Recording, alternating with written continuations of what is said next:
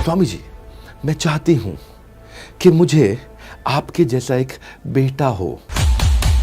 मैं आपसे शादी करना चाहती हूं। आपको मुझसे एक बेटा चाहिए, तो उसके लिए शादी करने की क्या जरूरत है? 9/11 को हम किस लिए याद करते हैं? किस लिए करते हैं? हाँ, इसको हम Osama bin Laden, world trade center के धमाके, टकराते हुए एयरप्लेन के लिए याद कर, डरा देने वाली तारीख है।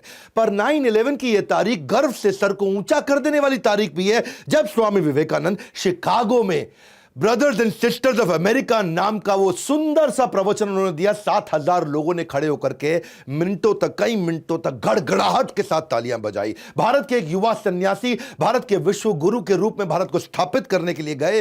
ये है वो स्वामी विवेकानंद। 9/11 को हम न्यूयॉर्क के लिए नहीं, शिकागो के लिए जानेंगे। आतंकवाद के लिए नहीं, धर्म संवाद के लिए जानेंगे। लादेन के लिए नहीं, नरेन के लिए जानेंगे। कौन है ये नरेन? ये वही है नरेंद्र नाथ दत्त, यानी कि नरेन यानी कि स्वामी विवेकानंद। नमस्कार, विवेक बिंद्रा बोल रहा हूं, founder and CEO badabusiness.com। App तो डाउनलोड करी होगी अपने बड़ा बिजनेस। बहरहाल 12 जनवरी 1863 का आपका जन्म हुआ। सारे शास्त्रों को आप पहचानते हैं। नेशनल यूथ डे के रूप में मनाया जाता है वैसे इनके जन्मदिन को। खड़ा होकर के आज पावरफुल वीडियो देने वाला हूं आपको। वेद, उपनिषद, भगवद गीता, रामायण, महाभारत, पुराण सब याद था, कंठस्थ था इनको। रामकृष्ण मिशन की इन्होंने स्थापना करी सोशल सर्विसेज के लिए। स्वामी विवेकानंद, आपको मालूम है, जमशेद जी टाटा के गुरु भी थे। कुछ ऐसी कहानियां बताऊंगा आज आपको स्वामी विवेकानंद। मैं इतना उत्साहित हूं आज श्रील प्रभुपाद के बाद, जो इन्होंने इस्कॉन की स्थापना करी, जिन्होंने पूरे विश्व में भगवद गीता लेके गए। उनके अलावा स्वामी विवेकानंद जो पूरे विश्व में हिंदू, हमारे देश की संस्कृति, हमारे देश को पूरी दुनिया में पहुंचाया।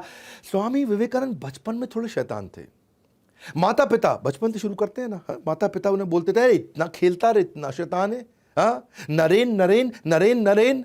और ये क्या है, चंपा का पेड़ इनके घर के आंगन में हुआ करता था। उस पे उसका टहनी थोड़ी कमजोर होती है, ये उस पर लटकते थे। समझाएं तो मानते नहीं थे। सारे दोस्त इनके उस पर लटकते थे। तो एक दिन पिताजी ने बुलाया, बोला कोई चाल चलता हूं। उन्होंने बुलाया, नरेन इधर आओ। सारे दोस्तों को बुलाया, बोला ये चंपा के पेड़ पे ना एक भूत पिशाच रहता है, और अगर कोई यहां पे इसकी डाली को तोड़ेगा तो वो आपकी गर्दन को मोड़ेगा। डाली को तोड़ेगा वो गर्दन को मोड़ेगा, डाली को तोड़ेगा वो गर्दन को मोड़ेगा। सारे बच्चे घबरा गए, अरे चंपा के पेड़ पे भूत है, डाली को तोड़ेगा वो गर्दन को मोड़ेगा। घबरा गए, सब भाग गए। नरेन यानी कि स्वामी विवेकानंद अगले दिन जाके फिर खेलने लगे। फिर जाके उसी पेड़ पर लटक गए। बच्चों ने बोला तेरी गर्दन को तोड़ेगा, तू डाली को तोड़ेगा वो तेरी गर्दन को मोड़ेगा। स्वामी विवेकानंद क्या बोले, इतना दिन से खेल रहे थे ना, अगर कोई भूत होता अब तक गर्दन तोड़ गया होता। ये पापा बेवकूफ़ बना रहे हैं हमारे को। इतने एक्स्ट्राऑर्डिनरी एथिक्स थे इनके कि एक दफ़ा रामकृष्ण परमहंस जो इनके अपने गुरु थे, उन्होंने इनसे कहा कि इनको, इन्हीं सारे शिष्यों को बोला, सारे बच्चों को बोला कि अपने अपने घर से सबको एक मुट्ठी चावल चोरी करके लाना है, पर शर्त यह है कि उन्हें कोई देख ना ले। अगले दिन सारे बच्चे एक मुट्ठी चावल, कोई देख ना ले, चोरी करके ले आए। स्वामी विवेकानंद खाली हाथ आए। उन्होंने कहा भाई तुम खाली हाथ क्यों आए? बोले गुरुजी आपने कहा था मुट्ठी चावल तब चोरी करना जब कोई देखे नहीं, पर मैं देख रहा था कि भगवान तो मुझे हर समय हर जगह से देख रहे हैं, क्योंकि वो सर्वव्यापी हैं। बड़े जबरदस्त एथिक्स थे इनके बचपन से ही, बड़े केयरिंग, कंसर्न्ड और कंपैशनेट थे। स्वामी विवेकानंद के पिता का जब देहांत हो गया, इनका फाइनेंशियल बैकबोन पूरी तरह से टूट चुका था, परिवार पूरी तरह टूट चुका था, गरीबी में डूब गए थे। पिता के देहांत पर इतनी गरीबी हो गई थी, पर कई बार घर में खाने के लिए जब बहुत थोड़ा होता था तो ये घर आकर के झूठ बोलते थे कि मैं तो आज किसी भोज पे गया था, मेरे को हो इतना पकवान खिलाया मम्मी, मजा आ गया। और माँ को बोलते थे आप खा लो ये खाना, और कई कई दिन तक घर पे खाते नहीं थे, क्योंकि सबका, इनका ना बचपन से ही मन के अंदर ये फीलिंग थी कि मुझे सबकी सेवा करनी है। इनका फोकस बड़ा फैल्कन लाइक था। एक कथा तो मैं इनकी बता चुका हूँ कि पूरी की पूरी शादी की बारात निकल गई थी, ये पढ़ते रह गए, इनको पता ही नहीं चला यहाँ से बारात निकल गई। लोग पूछ भी रहे थे बारात गई, बारात, कुछ नहीं पता चलता है, ऐसा फोकस था इनका, इतना भयंकर फोकस। एक दिन ऐसा हुआ कि ये बेहोश मिले अपने कमरे में। लोगों ने पूछा भाई क्या हो गया, क्या हो गया, क्या हो गया? पानी डाला, उठाया इनको, ऐसा ऐसा ऐसा ऐसा हिलते हुए, झटका देते हुए खड़े हुए। तो पूछा क्या हुआ? बोला कुछ नहीं, मैं तो पढ़ रहा था। तब पता चला ये 3 दिन 3 रात से पढ़ रहे थे। इन्होंने कुछ खाया नहीं, कमजोरी के कारण अचानक थोड़ा अनकॉन्शियस हो गए थे। हाँ, ये इनका नेचर, इनका प्रकृति इतना फोकस का था, इतना फोकस कि 3 दिन 3 रात बोले मुझे खाना याद ही नहीं आया। उनको बाहर, उनको किसी ने बताया कि आज क्या तारीख है। इनको पता चला तारीख 3 दिन आगे निकल चुकी, क्योंकि कई किताबें पढ़ते चले गए, पढ़ते चले गए, पढ़ते चले गए। उत्तिष्ठ जागृत प्राप्य वर्ण निबोधता, उठो जागो तब तक लक्ष्य के पीछे भागो जब तक लक्ष्य प्राप्त ना हो जाए। Rise awake and stop not until your goal is achieved. ये स्वामी विवेकानंद का वो गोल्डन स्टेटमेंट है। दया जो है ना, इनका स्वाभाविक गुण था। इनकी माँ ने एक बार इनको कहा कि बेटा जरा चाकू पकड़ाना, मैं सब्जी काट रही हूं। तो चाकू पकड़ाते वक्त उन्होंने क्या किया, चाकू की धार की तरफ है वहां से खुद पकड़ लिया और हैंडल अपनी माँ को पकड़ाया। और तब माँ ने हैंडल पकड़ा और देखा कि धार को अपनी तरफ पकड़ा। इसी पे माँ ने सारे भाई बहन और सब बच्चों को बताया कि ये इसके अंदर करुणा की भावना है, जो दूसरों को कभी दुख ना पहुंचे, दर्द ना पहुंचे, बचपन से ऐसे थे। स्वामी विवेकानंद जब शिकागो गए आगे चल के बड़े होने पे, तो वहां एक लाइब्रेरी जाया करते थे।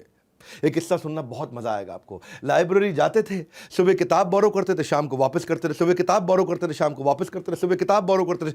लाइब्रेरियन परेशान, बोले तुम इंडियन पागल हो गया भैया, सुबह किताब बोरो किया, शाम को वापस किया। बोले जब पढ़ना नहीं तो मजा क्यों लेते हो, यहाँ टाइम क्यों वेस्ट करते हो। स्वामी जी बोले मैं सब पढ़ लेता हूँ, मैं इतनी मोटी किताब सुबह लेके जाता, शाम को पढ़ लेता है, शाम को वापस कर देता है। तो लाइब्रेरी ने बोला मैं तेरा टेस्ट लेती हूँ। उन्होंने उनका टेस्ट ले लिया।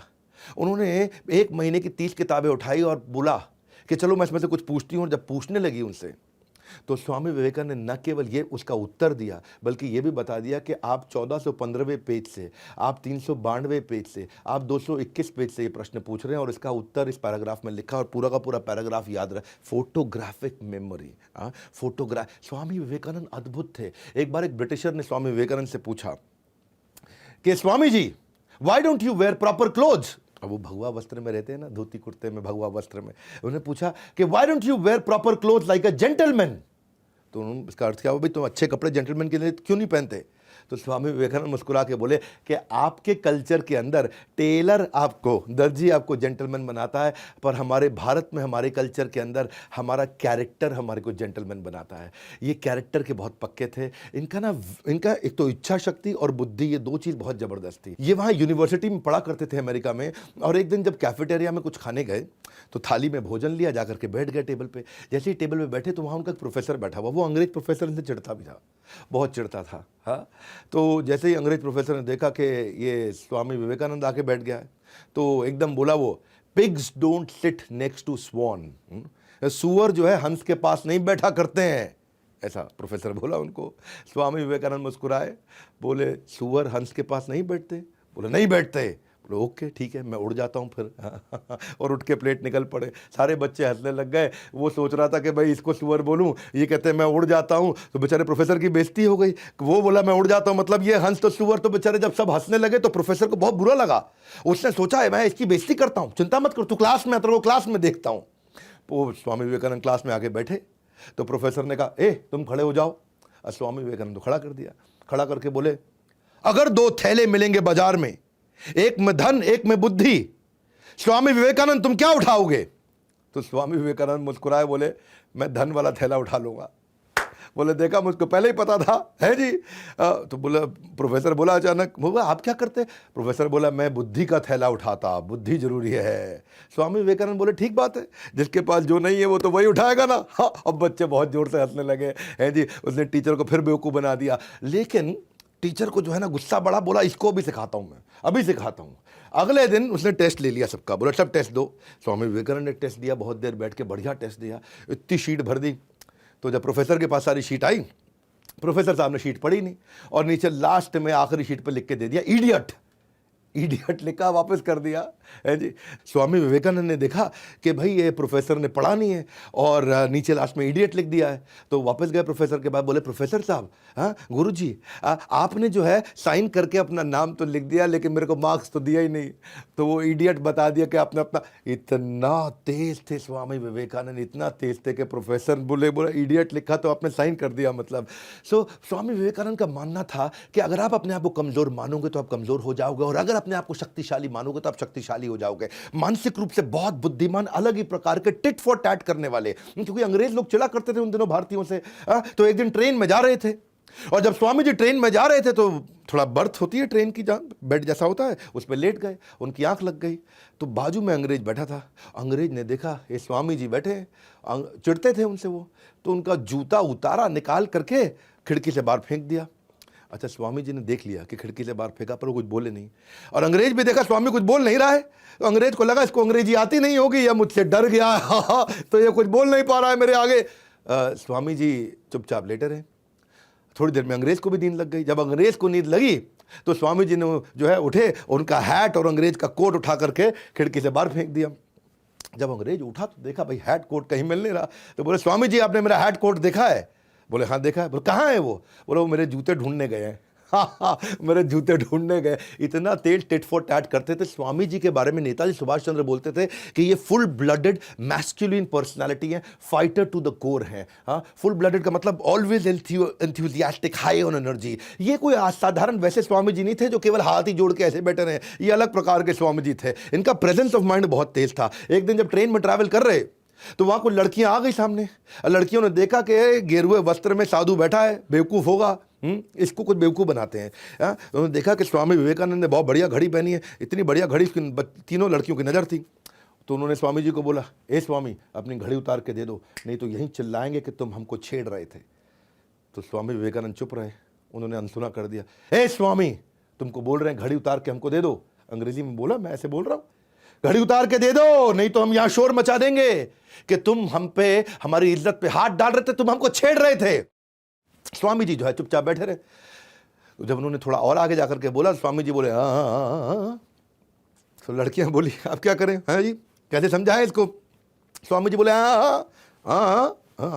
और लड़की अच्छा पढ़ लेता है, बोल नहीं पाता, सुन नहीं पाता।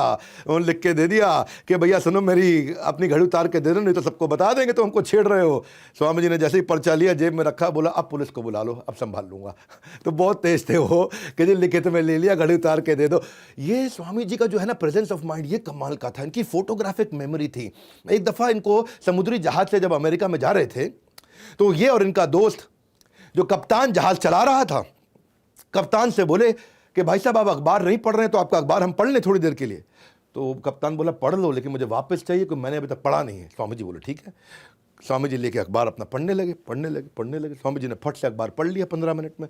पढ़ने के बाद उनका दोस्त बोला स्वामी जी का कि भाई मैं भी पढ़ लूँ। बोला आप भी पढ़ लो। तो वो भी पढ़ने लगा। वो पढ़ने लगा। समुद्री जहाज में चल रहे थे तो हवा तो बहुत तेज़ चलती है। अचानक इतनी तेज़ हवा चली कि अखबार छूट के निकल के समुद्र में गिर गया। और कप्तान को आया बहुत गुस्सा, तुमको कहा था पागल स्वामी, तुमने अखबार मेरा उड़ा करके समुद्र में फेंक दिया, मुझको पढ़ना था। स्वामी जी बोले नाराज मत होइए, कोई बात नहीं। क्यों नाराज ना हूं, मेरा अखबार चला गया। नहीं कोई बात नहीं, नाराज मत होइए, जरा कोई कॉपी पेन पड़ा है? तो कॉपी पेन दिया। तो स्वामी जी गए, आधा घंटा कुछ लिखते रहे। यहाँ कप्तान खुंदक खा रहा था, स्वामी जी आधा घंटा कुछ लिखते रहे। कप्तान खुंदक खा रहा था, स्वामी जी लिखते रहे। थोड़ी देर बाद स्वामी जी आए, ये लीजिए पूरा अखबार आपको लिख के दे दिया। स्वामी जी ने एक एक शब्द अखबार का पूरा वर्ड टू वर्ड लिख के दे दिया। उसकी बुद्धि चकरा गई। वो बोला उसने उतर करके वहाँ चेक किया, बोला चेक कर लेना, पूरा वर्ड टू वर्ड पूरा अखबार छाप दिया स्वामी जी ने वहाँ पे। ऐसी फोटोग्राफिक मेमोरी थी। और वहीं पे कप्तान ने बोला कि ऐसा मैनिफेस्टेशन सुपर ह्यूमन पावर का ये ब्रह्मचार्य से आता है, लेकिन केवल ब्रह्मचार्य से नहीं आता, ये व्यक्ति अद्भुत है। ये कैप्टन थे शिप के जिन्होंने वैलिडेट किया, जाके न्यूज़पेपर को चेक करने के बाद ये स्टेटमेंट दिया उनके बारे में। स्वामी जी एक अद्भुत व्यक्ति थे। ये इन्होंने दुनिया भर में कम्युनिटी, इंडियन कम्युनिटी को पॉपुलर बनाया, पावरफुल बनाया। जो हमारी वैदिक संस्कृति थी उसको जाके पॉपुलर बनाया, पावरफुल बनाया। एक शिकागो में एक कॉन्फ्रेंस थी 1893 के अंदर। इनको जब इनवाइट किया गया, उस धर्म संवाद के लिए जब इनवाइट किया गया, तो सबको बताया गया कि ड्रेस कोड क्या है, फॉर्मल सूट टाई शर्ट, सब आके धर्म संवाद करने वाले। स्वामी जी धोती कुर्ते में पहुंच गए। अमेरिकन को बुरा लगा, अरे बोला था सूट टाई पहनने के लिए। स्वामी जी बोले नहीं मैं तो ऐसे ही आता हूँ। मुस्कुरा दिए। तो उन्होंने क्या किया, स्वामी जी को पहले बोलना था, उनका नंबर कर दिया आखिरी। सबको दिए 10-10 मिनट बोलने के लिए, स्वामी जी को दिए 2 मिनट बोलने के लिए। और बोले सोचे कि ये धोती कुर्ते में आए, कोई वैसे ही नहीं सुनेगा, और जब आखिरी के 2 मिनट बचेंगे तो लोग उठ के निकल लेंगे, इसको वैसे ही कोई नहीं सुनेगा। तो चाहते थे कि स्वामी विवेकानंद की बेइज्जती हो जाए। बहरहाल स्वामी विवेकानंद जब आखिरी के 2 मिनट इनको दिए गए, वो स्टेज पे गए, इधर देखा उधर देखा, गहराई से उन्होंने जब वो फेमस स्पीच अपनी शिकागो की दी, तो ये वो स्पीच है जो स्पीच लोगों ने सुनते ही खड़े होकर के बीच बीच में तालियां बजानी शुरू कर दी। कोई उठा नहीं। 2 मिनट नहीं, 10 मिनट नहीं, 20 मिनट नहीं, आधा घंटा नहीं, 1 घंटा नहीं, जबकि सब 10 मिनट बोले, ये 1.5 घंटा तक वहां बोलते रहे। पिन ड्रॉप साइलेंस, ताली बजती शांति हो जाती, ताली बजती सन्नाटा हो जाता, ताली बजती सन्नाटा हो जाता। ये वो 1.5 घंटे की स्पीच है जो आज भी पूरी दुनिया जिसके लिए स्वामी विवेकानंद को याद करती है। और खत्म होने के बाद पूरा का पूरा स्टेडियम 8000 लोगों के साथ में खड़े होकर गड़गड़ाहट तालियां बजाता चला गया।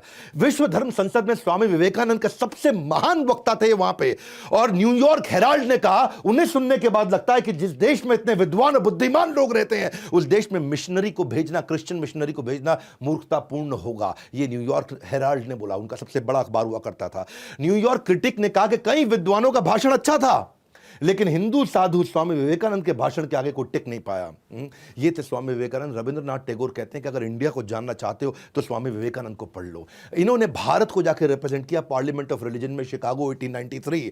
वेस्टर्न वर्ल्ड ने इंडिया को अथॉरिटी एक्सेप्ट किया धर्म के रूप में, ये पहली बार हुआ था। लेकिन क्या है, इंडिया आज भी ये देश की कम्युनिटी को पूरी दुनिया तक पहुंचाया, ये देश की कम्युनिटी को पूरी दुनिया को समझाया कि हमारी वैदिक धर्म की कम्युनिटी क्या है। बड़ा बिजनेस में मैं बिजनेस की कम्युनिटी को पहुंचाना चाहता हूं। स्वामी विवेकानंद हमारे आदर्श हैं, इसी भक्तिवेदांत स्वामी श्रील प्रभुपाद हमारे आदर्श हैं। हम चाहते हैं कि हम ये इंडियन बिजनेस कम्युनिटी को लेकर के जाएं, इसलिए मैंने भी प्रयास किया है और आप सब लोगों ने इतना साथ दिया। इंडिया की पहली नेटवर्किंग प्लेटफॉर्म मैंने बिजनेस का बनाया है।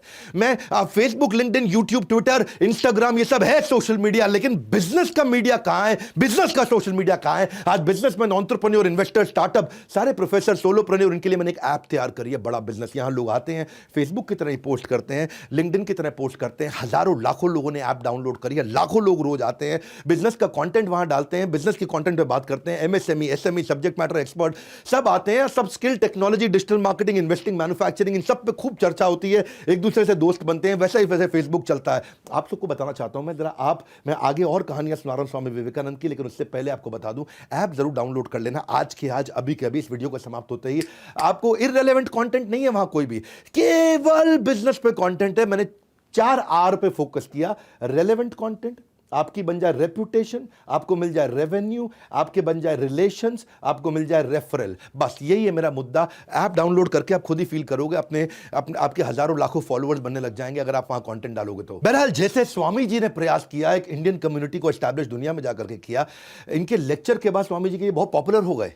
ये इतने पॉपुलर हुए कि इनको अलग अलग लोग अपने घर में बुलाने लगे, और लोगों ने अपने घर में बुलाया, सारे बड़े बड़े रईस लोगों ने बुलाया। एक बार एक ऐसे ही बहुत अमीर आदमी, जो अमेरिका के सबसे अमीर आदमी थे, अपने घर बुलाया। इनकी कथा हुई, चर्चा हुई, उन्होंने बोला कि आप यहाँ पे आराम करिए। बड़ा गद्देदार, मुलायम, बड़ा सुंदर कमरा और बेड, वो गद्देदार बेड। इस पर बोला कि आप यहाँ विश्राम कीजिए स्वामी जी।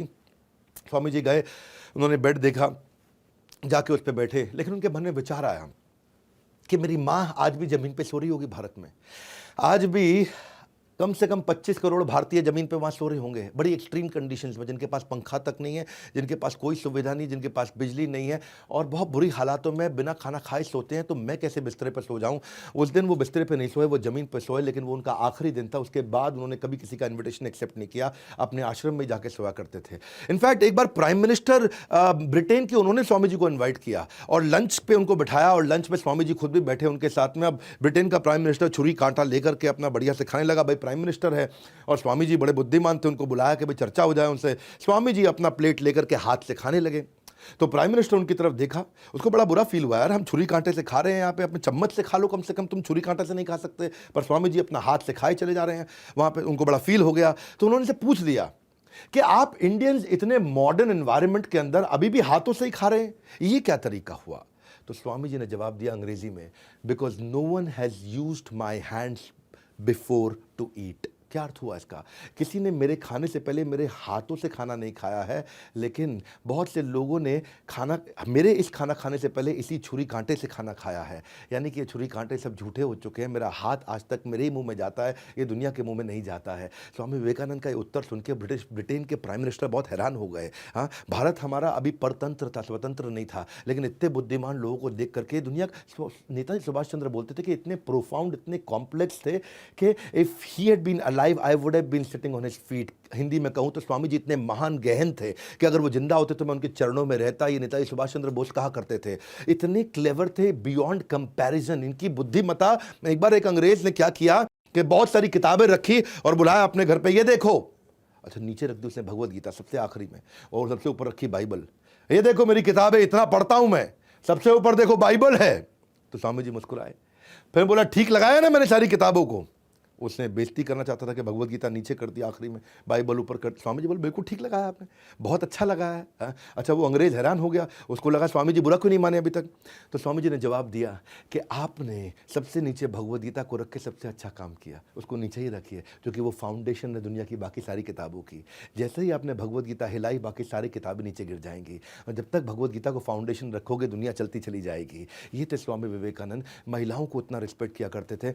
लेकिन एक दफ़ा ये थोड़ी महिलाओं की कहानी सुनाता हूँ आपको। स्वामी विवेकानंद एक दफ़ा एक यूनिवर्सिटी में लेक्चर देने गए, तो वहाँ एक बहुत सुंदर लड़की थोड़ा दूर से, ये 3-4 लोगों से बात कर रहे थे, थोड़ा दूर से इनको देख रही थी। अच्छा, स्वामी जी पहचान गए थे कि देख रही है मुझको, लेकिन ध्यान नहीं दिए। वो खड़े होकर देखते रही स्वामी जी को, और ये 3-4 लड़कों के साथ अपना बात कर रहे थे। बहुत देर तक स्वामी जी ने देखा कि वो देख रही है। जैसे ही ये लड़के गए तो स्वामी जी उनकी तरफ मुड़े और प्रणाम किया। तो वो लड़की उनके पास आई और बोली, स्वामी जी। बोला जी। स्वामी जी, मैं चाहती हूँ कि मुझे आपके जैसा एक बेटा हो, मैं आपके जैसा एक बेटा चाहती हूँ, तो क्या आप मुझे एक बेटा दे सकते हैं? मैं आपसे शादी करना चाहती हूँ, आप शादी करके मुझे अपने जैसा एक बेटा दे दीजिए।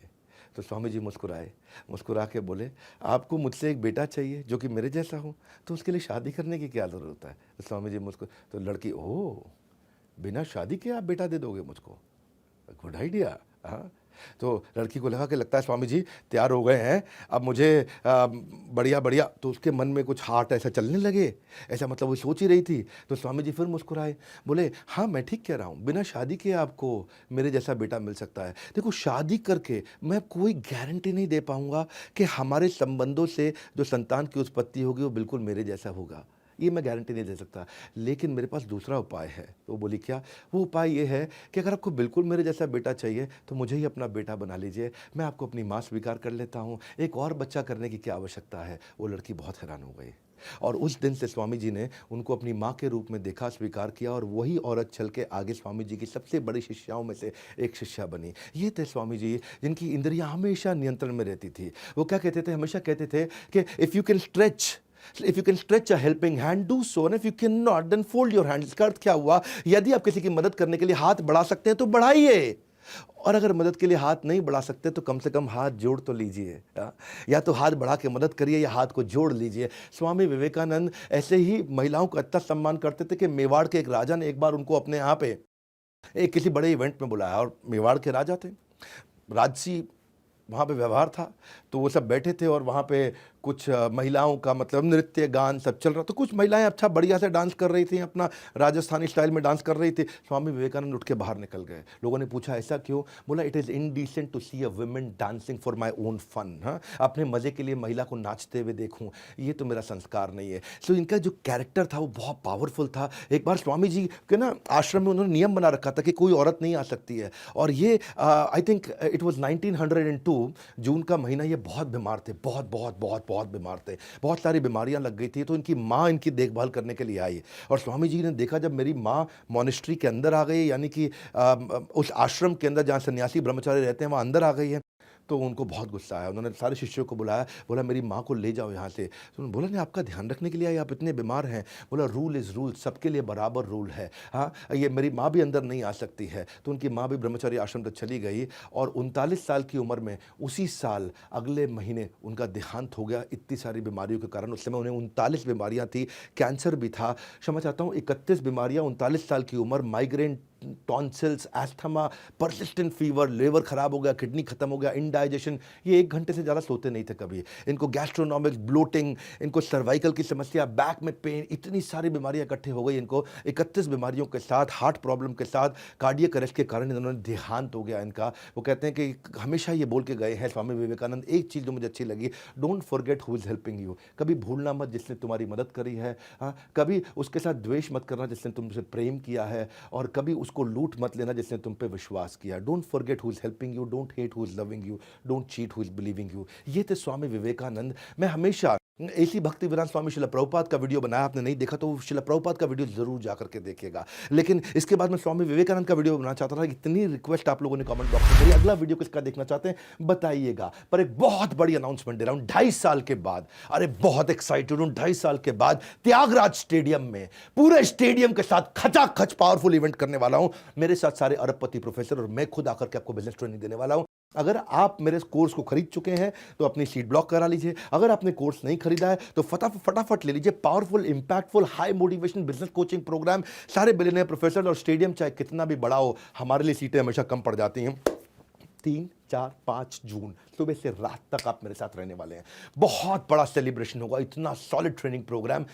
मैं आपको साफ बात बताऊं, कितना भी बड़ा स्टेडियम क्यों ना ले लें, सीटें हमेशा कम पड़ती हैं, लोगों को वापस लौटना पड़ता है। अच्छा, इसमें कुछ स्पेशल सीट भी हैं। बिजनेस लाउंज सीट, उसका पता कर लीजिएगा, ये फर्स्ट रो होती है। फिर रॉयल डायमंड सीट, ये आगे की कुछ रो होती हैं। और फिर डायमंड कैटेगरी सीट, ये सारी की सारी प्रीमियम सीट्स होती हैं। ये केवल लिमिटेड है, चुनिंदा कस्टमरों के लिए। बाकी स्टेडियम में सब लोग बैठ ही सकते हैं। ये सीट्स लिमिटेड है। अगर आप बिजनेस लाउंज लेना चाहते हैं तो बिलियनियर प्रोफेसर्स के साथ उठ सकते हैं, बैठ सकते हैं, हमारे साथ उठ सकते हैं, बैठ सकते हैं। और बाकी की भी सीट्स में आप हमारे साथ आकर सेल्फी लेना चाहते हैं, आप सीधा मुझसे इंटरैक्ट कर सकते हैं आकर के। तो अगर आप मेरे साथ टाइम स्पेंड करना चाहते हैं, आकर के सीखना चाहते हैं, बोर्ड लाइन नंबर पे फोन कर लीजिए, पता लगा लीजिए। ये मौका आपको बार बार नहीं मिलेगा। स्वामी विवेकानंद के बाद अब और किसका वीडियो देखना चाहेंगे? मैं आपको बहुत सारे वीडियोस वापस देना चाहता हूं, फिर वापस आके खड़ा हुआ हूं और इस बार पूरे फोर्स के साथ फिर बहुत सारे वीडियोस लेके आने वाला हूं। जैसे मैंने पिछले साल बहुत सारे वीडियोस लेके आया था, इस बार बहुत सारी personality based case studies. Comment box में जानना चाहता हूं आप किसका वीडियो देखेंगे। और स्वामी विवेकानंद को प्रणाम करने के लिए नीचे कमेंट बॉक्स में उनका आशीर्वाद लेने के लिए, मुझको भी आशीर्वाद देने के लिए कि उनका आशीर्वाद मिले, हमारे साथ जुड़े रहने के लिए, वीडियो को सही लोगों तक पहुंचाने के लिए आप सबका हृदय की गहराई से प्रेम पूर्वक बहुत बहुत धन्यवाद।